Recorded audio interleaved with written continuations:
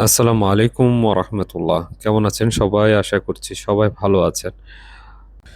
কুয়েতে প্রচণ্ড গরমের মাঝে সবাই যে পরিমাণ কষ্ট করে ডিউটি করতেছে, যারা বাহিরে কাজ করে, বিশেষ করে আমাদের যেসব বাঙালি ভাইয়েরা বাহিরে কাজ করে, তাদের যে কি পরিমাণ কষ্টটা হচ্ছে। যদিও তারা সকাল ভোরবেলা কাজে জয়েন করে, তাদের এখানে রুলস অনুযায়ী 11টা তাদের কাজ সম্পন্ন হয়ে যায়।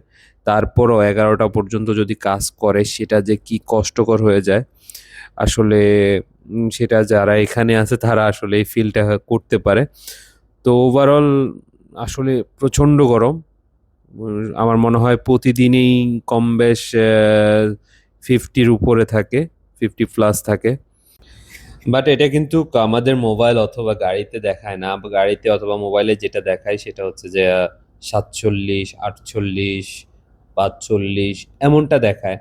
মানে 50 আমাদের ওখানে রেকর্ড করে না, কারণ 50 রেকর্ড করলে এখানে রুলস অনুযায়ী বন্ধ দিয়ে ফেলতে হবে। যার কারণে ওই ওই কারণে হয়তো বা এটা দেখায় না। তো আসলে কষ্ট হয়, বাইরে যারা কাজ করে ওদের ভীষণ কষ্ট হয়। আর আজকে প্রচন্ড বাতাস ছিল। বাতাসের কারণে আপনারা দেখতে পাচ্ছেন না কেন, মনে হয় না দেখা যাচ্ছে কিনা। আমি কিন্তু খালি চোখে দেখতে পাচ্ছি প্রচন্ড ধুলা উঠতেছে। এইখানে দেখেন, এই জায়গাটাতে প্রচন্ড ধুলা দেখা যাচ্ছে, কুয়াশার মতন হয়ে গেছে। বালুর ঝড়ের ভিতরে ঢুকে গেছি। এটা অবশ্য বালুর ঝড়ের মতো নেই, কারণ বাতাসে যখন বালুগুলো উপরে উঠায় ফেলে তখন এরকম হয়ে যায়। এই অবস্থায় কেউ বাইরে হাঁটা চলা তো দূরের কথা, চলাই যায় না। তো আসলে আমি যেটা দেখছি একটু আগে, কিন্তু আমি ক্যামেরাটা বন্ধ রাখছি, যে আমার সামনে একটা গাড়ি পুড়ে গেছিল। তো গাড়ি যে পুড়ে গেছে, সেটার সামনে যে ইঞ্জিন, যে বক্সটা আর কি আমরা যেটাকে বনাট বলি, বা ইঞ্জিন চেম্বার যেটা, ওই গাড়ির ইঞ্জিন চেম্বারটা পুড়ে গেছে। যার কারণে পুলিশ দাঁড়ানো ছিল পিছনে। আমার হাতে ক্যামেরা দেখলে হয়তো বা আমাকে দাঁড় করিয়ে মামলা দিয়ে দিত, এই জন্য আমি আসলে মোবাইলটা বন্ধ করে রেখে দিছি। তো আমি চেষ্টা করব, আমি যদি ওইখান দিয়ে আবার যাই আপনাদেরকে দেখানোর চেষ্টা করব, কারণ ওখানে ওই একটা মহিলা ছিল মেবি, মহিলাকে দেখছি। পুলিশকে হয়তো বা কল করছে, পুলিশ এসে দাঁড়ায় আছে। আর সামনে যেই ইঞ্জিন বক্সটা, ইঞ্জিন যেই চেম্বারটা বনারটা, সেটা পুড়ে গেছে। তো দেখি এখন যদি যাই, যদি চোখে পড়ে আপনাদেরকে দেখানোর চেষ্টা করব। একটু সামনে গেলে হয়তোবা যদি দেখা পড়ে, চোখে লাগে। কিন্তু বালু দেখেন, এত পরিমাণ বালি উঠতেছে।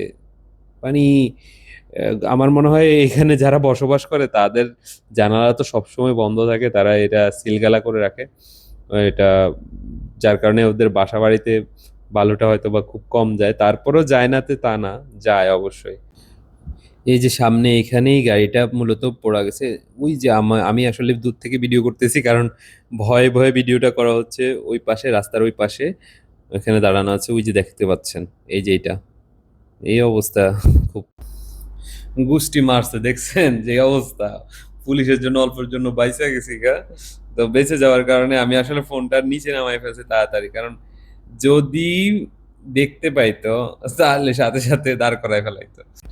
যাক, সবাই ভালো থাকবেন, সুস্থ থাকবেন, আমার জন্য দোয়া করবেন, সকল প্রবাসীদের জন্য দোয়া করবেন। আপনারা ভালো থাকবেন সবাই। আল্লাহ হাফেজ। আসসালামু আলাইকুম ওয়া রাহমাতুল্লাহি ওয়া বারাকাতুহু।